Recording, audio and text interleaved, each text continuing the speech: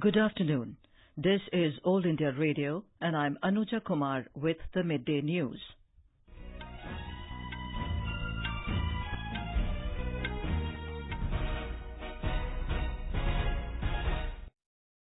The headlines. BJP MP Om Birla is NDA's nominee for the Speaker's post. Bihar Chief Minister Nitish Kumar visits Muzaffarpur, directs officials to take all necessary steps for better treatment of children affected with encephalitis. In Jammu and Kashmir, 2 Jaish E Mohammad terrorists killed and an army Jawan martyred in an encounter in Anantnag district. Information and Broadcasting Ministry advises private satellite TV channels to represent children appropriately in dance-based reality shows. And in ICC Cricket World Cup, hosts England to take on Afghanistan at Manchester in a short while from now.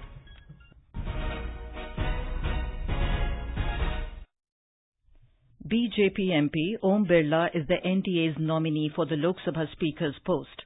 Mr. Birla is a two-time MP from Kota, Rajasthan. He filed his nomination for the post today, and the election is scheduled for tomorrow. Parliamentary Affairs Minister Prahlad Joshi said Prime Minister Narendra Modi and Union Ministers Rajnath Singh, Amit Shah and Nitin Gadkari proposed the name of Mr. Birla. He said parties including BJD, Shiv Sena, Akali Dal, LJP, YSR Congress, JDU and AIADMK have signed the proposal. The minister said the Congress has not signed the proposal yet, but the party will not oppose Mr. Birla's candidature. Newly elected members of the Lok Sabha continued to take oath on the second day today. Members from Rajasthan, Sikkim, Punjab, Tamil Nadu, Telangana, Uttar Pradesh and other states took oath.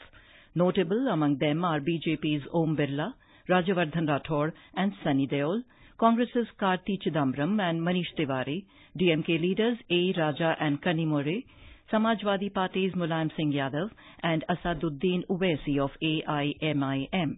The members took oaths in English, Hindi as well as regional languages including Tamil, Telugu, Punjabi, Nepali and Odia. Pro Tem Speaker Dr. Virendra Kumar administered the oath. The oath-taking is still underway. Yesterday, Prime Minister and Leader of the House Narendra Modi, Defence Minister Rajnath Singh, Home Minister Amit Shah and several other union ministers and members took oath during the first session of the newly elected 17th Lok Sabha. Bihar Chief Minister Nitish Kumar today visited Muzaffarpur and reviewed the situation due to outbreak of encephalitis. Along with Deputy Chief Minister Sushil Kumar Modi, Mr. Kumar visited different wards, Pediatrics ICU at Sri Krishna Medical College and Hospital in Muzaffarpur, where encephalitis-affected children are undergoing treatment. The Chief Minister directed doctors and health officials to take all necessary steps for better treatment. Mr. Kumar also held a review meeting with the Secretary of the State Health Department, Superintendent of Hospital, Chief Medical Officer of the district and other senior experts. A report from our correspondent. During review meeting with doctors, health officials and experts, Chief Minister Nitish Kumar assured all possible help to hospital administration in terms of additional resources and medicine. He stressed upon depth analysis of pattern of disease which aggravates with heat and humidity. Mr. Kumar also asked special teams to visit 4 blocks Meenapur, Mushari, Motipur and Kanti in Muzaffarpur district which is said to be epicenter of encephalitis. Dharmendra Kumar Rai, AIR News, Patna. The death toll has reached 132 in the state due to acute encephalitis syndrome, AES. 107 children died in 2 hospitals in Muzaffarpur alone. 12 districts are affected by AES. The Supreme Court today deferred the hearing on a plea seeking protection of doctors in government hospitals. A bench of Justices Deepak Gupta and Surya Kant said, since doctors have called off their strike in West Bengal and other states, there is no urgency to hear the matter. The bench said it will not issue notice to the centre, but is keeping the larger issue of protection of doctors open. Meanwhile, the Indian Medical Association also filed an impleadment application seeking the court's intervention into the plea already filed, saying protection needs to be provided to doctors across the country. The bench said it needs to take a holistic view in providing security to doctors.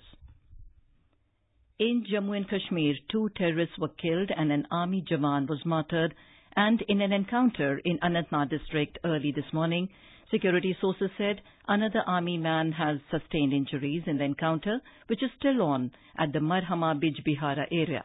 The terrorists belonged to Jaish E Mohammad. One of them was Sajjad Bhatt, the owner of a vehicle that was used in February's terror attack on a CRPF convoy that claimed the lives of 40 personnel. Security forces described Sajjad's killing as a big success. Meanwhile, 2 army soldiers who were injured in an IED blast in Arihal, Pulwama yesterday have succumbed to injuries. At least 9 army personnel were injured after terrorists carried out a vehicle-based IED blast in the area. 1 civilian was also injured.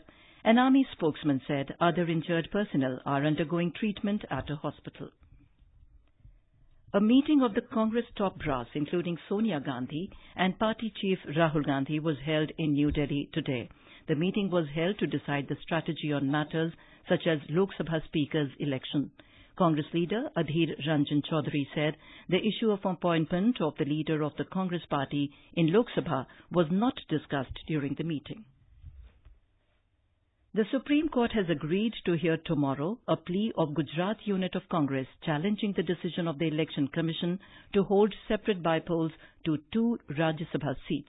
A vacation bench of Justices Deepak Gupta and Suryakant agreed to list the matter for tomorrow after senior advocate Vivek Tankha mentioned it for urgent hearing. The Rajya Sabha seats of Gandhinagar and Amethi fell vacant following the election of BJP chief Amit Shah and party leader Smriti Irani to the Lok Sabha. Goa Revolution Day is being celebrated today. On this day in 1946, freedom fighter Dr. Ram Manohar Lohia had given a clarion call to Goans to fight for the state's liberation from Portuguese rule during a speech at Margao in South Goa. The speech provided a fillip to the Goan liberation movement, with the state finally being liberated in 1961 after around 450 years of Portuguese rule. At the state-level program this morning, Chief Minister Pramod Sawant paid tribute at the Martyrs Memorial, Azad Maidan, in Panaji. The Information and Broadcasting Ministry has issued an advisory to all private satellite TV channels for appropriate representation of children in dance-based reality shows. In its advisory, the ministry said it has noticed that several dance-based shows portray young children performing dance moves that are often suggestive and age inappropriate. It said such acts may also have distressing impact on children, impacting them at a young age and impressionable age. The channels have been further advised to exercise maximum restraint, sensitivity and caution while showing such reality shows and programs. The ministry said all private satellite TV channels are expected to abide by the provisions contained in program and advertising codes prescribed under the Cable Television Networks Regulation Act and rules framed.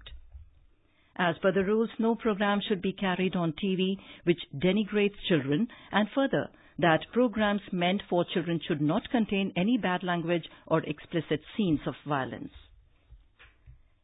In a first-of-its-kind initiative, the Jammu and Kashmir government is embarking on reaching out to the people at the grassroots level through a program named Back to the Village. This 8-day program has been organized across all panchayats of the state from Thursday. Our correspondent has filed this report. The program will involve the people of the state and government officials in a joint effort to deliver the mission of equitable development across all our rural areas. The program is primarily aimed at energizing 4,483 panchayats and directing development efforts in rural areas through community participation. As a part of this program, each gazetted officer will be assigned a Gram Panchayat where he or she will stay for at least 2 days to interact and obtain feedback about their concerns, developmental needs and economic potential of the area. The feedback so obtained will help the government in delivery of village-specific services. R.K. Raina, AR News, Jammu. In Karnataka, International Yoga Day will be celebrated as a mega event in Mysuru on Friday. Over 1 lakh yoga aspirants are slated to perform on this day in the Mysore Race Club grounds at the foot of Chamundi Hill. More from our correspondent.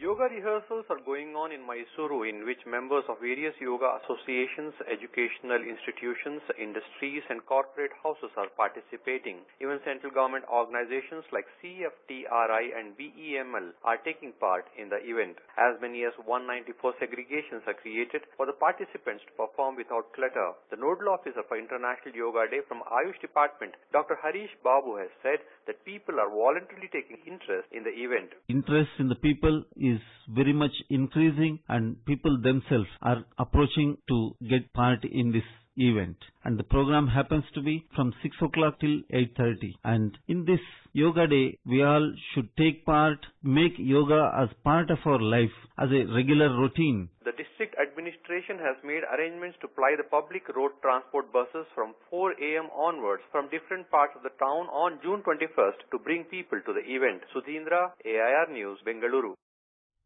In Assam, preparations are going on to celebrate International Yoga Day on Friday in a grand manner. A report from our correspondent. Ahead of the International Yoga Day, emphasis is being given by the experts in regular yoga practices for a healthy life. With the passage of time, more and more people from across all the age groups are embracing yoga. The jail inmates are also doing yoga regularly. In Guwahati Central Jail, over 1,000 inmates practice yoga under the guidance of 2 instructors. Various NGOs are also helping jail authorities in this regard. Apart from that, yoga is also being practiced at educational institutes and offices. Manas Patin Sharma, AIR News, Guwahati. In the ICC Cricket World Cup, hosts England are scheduled to face Afghanistan at Manchester today. The match is slated to begin at 3 p.m. Indian Standard Time. All India Radio will broadcast live commentary on the match alternately in Hindi and English. It can be heard on DTH, Hindi and additional frequencies from 2:30 p.m. A report.